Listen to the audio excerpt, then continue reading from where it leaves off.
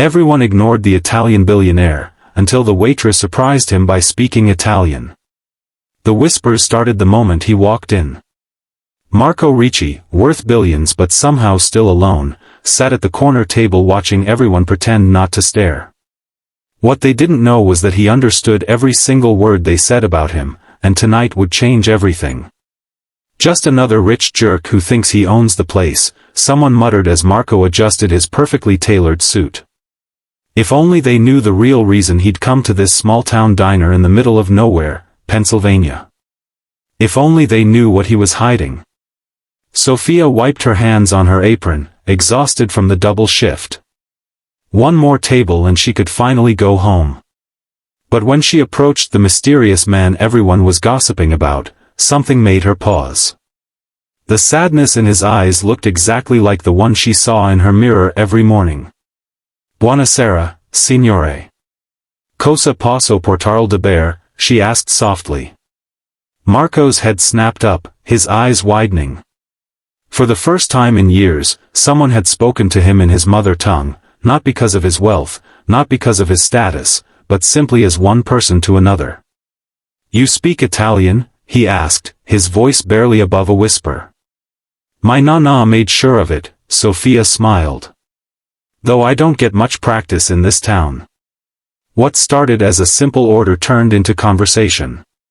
What neither of them realized was that someone was watching them closely from across the street, someone who had been tracking Marco for months, waiting for exactly this moment of vulnerability. Marco hadn't planned to tell anyone why he'd really come to America. The business empire was just a cover. The truth was far more complicated, involving his family's past and a debt that spanned generations. But something about Sophia's genuine smile made the walls he'd built around himself begin to crumble. "I've never told anyone this," he confessed as they sat together after her shift ended, "but I didn't become wealthy through luck or privilege. My father died when I was 12, leaving us with nothing but debt and enemies." Sophia leaned forward. "Then how did you?" "I made a promise at his grave," Marco said, his voice thick with emotion. "That I would rebuild everything we lost. That I would find out who betrayed him." The diner had emptied hours ago. Outside, rain began to fall, matching the tears that threatened to spill from Sophia's eyes as Marco continued his story. "The hardest part wasn't making the money," he said. "It was discovering that success doesn't heal what's broken inside." Sophia reached across the table, her fingers brushing his. "Sometimes the things we're looking for aren't things at all." The electricity between them was undeniable. Two souls, both carrying burdens too heavy to bear alone, finding unexpected connection in a place neither belonged. What they didn't know was that Marco's past was about to catch up with them both. The man watching from the shadows had already made his move, setting in motion events that would force Marco to choose between the empire he'd built and the woman who reminded him what it meant to feel human again. Days turned into weeks. Marco postponed his return to Italy, finding excuses to stay in town. The locals who had once whispered about the stuck-up foreigner now saw a different man, one who left generous tips, remembered their names, and fixed the diner's ancient espresso machine when no one else could. But Vincent Calabrese, Marco's childhood friend turned business rival, wasn't about to let him disappear. When he arrived in town claiming to be Marco's partner, Sophia sensed something was wrong. "He's not who he says he is," Marco warned her one night as they walked along the river. "Vincent blames me for taking what he believes should have been his." "What does he want?" Sophia asked, shivering despite the warm evening. Marco stopped, turning to face her. "Revenge. And he'll use anyone to get it." The moonlight caught the tears in his eyes as he cupped her face. "Including you." Their first kiss tasted of fear and hope, a desperate moment stolen before the storm. Marco's lips were gentle against hers, his hands trembling as they tangled in her hair. "I can't let him hurt you," he whispered against her mouth. "I've lost too much already." Sophia pulled back, her eyes fierce. "I'm not something for you to protect, Marco. I've been fighting my own battles long before you came along." What Marco didn't know was that Sophia had secrets of her own, ones that connected to his past in ways neither could imagine. Her grandmother hadn't just taught her Italian, she'd taught her about the old families, the ancient feuds, and the stolen legacy that had brought Marco's father to ruin. The truth would either save them both or tear them apart forever. When Vincent cornered Sophia at the diner, threatening to expose Marco's darkest secrets unless she helped him, she made a choice that would change everything. Instead of running, she confronted Marco with what she knew. "Your father didn't die because of bad investments," she said, her voice breaking. "He died protecting something that wasn't his to begin with." Marco's face went pale. "How could you possibly know that?" "Because my grandmother was there the night it happened. She's been waiting for you to come back all these years." The revelation shattered everything Marco thought he knew about his past, and his future.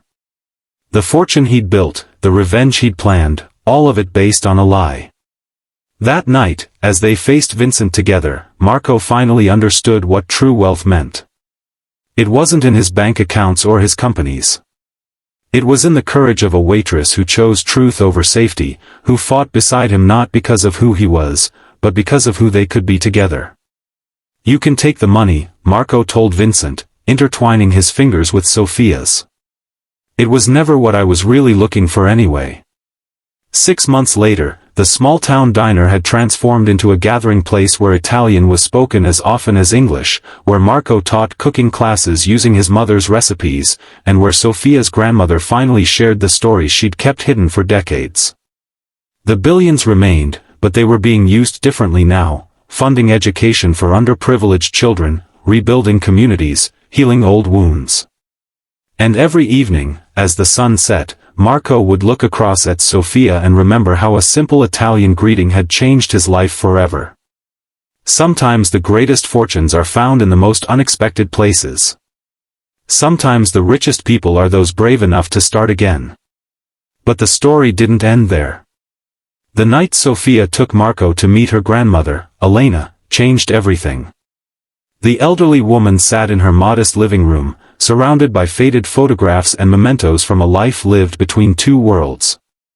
"I've been waiting for this day," Elena said, her accent still thick despite decades in America. Her weathered hands trembled as she reached for a wooden box hidden behind her collection of books. "For so long, I thought I would take these secrets to my grave." Marco sat beside Sophia on the worn sofa, their shoulders touching. "What secrets?" Elena's eyes, still sharp despite her 90 years, fixed on Marco. "Your father, Antonio, was my brother's best friend. They grew up together in our village outside Naples." Marco leaned forward, his heart racing. His father had rarely spoken of his childhood. "The night before your father died," Elena continued, "he came to me. He gave me this." She opened the box, revealing a tarnished key and a stack of yellowed papers. "He made me promise to keep it safe until his son was ready." "Ready for what?" Marco's voice cracked. "To know the truth about your family's legacy. About why Vincent's father has hunted your family for 3 generations." The papers contained deeds, letters, and a family tree that connected the Riccis and Calabreses back to a shared ancestor, a nobleman who had divided his fortune unequally between his sons, sparking a feud that had lasted centuries. "Your father didn't steal anything from the Calabreses," Elena explained. "He was protecting what was rightfully yours, land and artifacts that prove the Calabrese fortune was built on forgery and murder." Marco spent the night reading through the documents, pieces of his past falling into place. The mysterious trips his father had taken. The arguments he'd overheard as a child. The warnings to trust no one. All these years, he whispered to Sophia as dawn broke, "I thought I was avenging my father by building a bigger empire than Vincent's family. But he never cared about the money." Sophia squeezed his hand. "What will you do now?" The answer came in the form of Vincent himself, who stormed into the diner the next morning, flanked by 2 men whose bulging jackets suggested they weren't there for breakfast. "Time's up, Ricci," Vincent snarled, his designer suit out of place among the vinyl booths and formica tables. "You've been playing house in this dump long enough." The diner fell silent. Customers froze mid-bite, watching the drama unfold. Marco stood slowly. "We need to talk, Vincent. Privately." "Ain't nothing private about what I'm gonna do to you," Vincent replied, his New York accent thickening with anger. "You ghosted on our deal. Cost me millions." Sophia stepped between them, her waitress uniform suddenly looking like armor. "Not here," she said firmly. "These are good people who don't deserve to be caught in your mess." Something in her tone made Vincent pause. He studied her face, recognition dawning. "You're Elena Rossi's granddaughter," he said slowly. "Well, ain't that convenient?" The confrontation moved to Elena's home, where the old woman waited, sitting regally in her armchair like a queen preparing for a final battle. "You look just like your father, Vincent," she said when they entered. "Same cruel mouth. Same empty eyes." What followed was a reckoning generations in the making. Elena produced not only the papers but recordings, conversations between Vincent's father and grandfather plotting the murder of Marco's father, discussing bribes to officials, and laughing about how they'd framed the Riccis for their own crimes. "My brother didn't die in that car accident," Elena revealed, tears streaming down her lined face. "He was murdered for trying to help Antonio protect these records." Vincent's face drained of color as his family's crimes were laid bare. "These are lies," he insisted, but his voice lacked conviction. "The Italian authorities might disagree," Marco said quietly. "As would the FBI, considering how many of these transactions crossed international borders." For the first time, Vincent looked afraid. "What do you want?" Marco exchanged a glance with Sophia before answering. "I want peace. I want this to end, not just for me, but for all of us." The settlement they reached was complex. Vincent would retain control of his legitimate businesses but surrender the properties stolen from the Ricci family. In return, Marco would not pursue criminal charges. "You're a fool," Vincent spat as they signed the papers. "You could have destroyed me." Marco looked up, his eyes clear. "That's the difference between us, Vincent. I don't want to destroy anything anymore. I want to build something that matters." What Marco built over the next year transformed not just his life but the entire town. The abandoned textile factory on the edge of town became a cultural center and business incubator, creating jobs and revitalizing the local economy. The Ricci Foundation funded scholarships for first-generation college students and immigrants seeking to start businesses. And at the heart of it all was the diner, now expanded into a restaurant that served authentic Italian cuisine alongside American classics, where Sophia's management skills shone as brightly as Marco's financial acumen. Their wedding, held in the town square under twinkling lights, brought together two worlds, Marco's business associates from across the globe and the townspeople who had become family. Elena, resplendent in a dress she'd handmade for the occasion, gave the bride away. "My nonna always said true wealth isn't counted in money," Sophia told the gathered crowd, her white dress catching the last rays of sunset. "It's counted in moments of connection, in courage shown during darkness, and in love that transforms pain into purpose." Marco, his eyes never leaving hers, added, "I came to America searching for answers about my past. Instead, I found a future I never dared imagine." As they danced under the stars, the whispers around them were no longer about the mysterious Italian billionaire, but about the power of second chances and unexpected beginnings.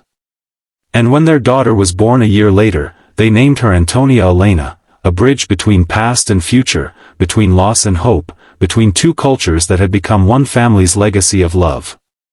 If you felt something watching this story, hit that like button and subscribe to see more stories that remind us what truly matters in life. I'd love to know, what country are you watching from? Drop it in the comments below.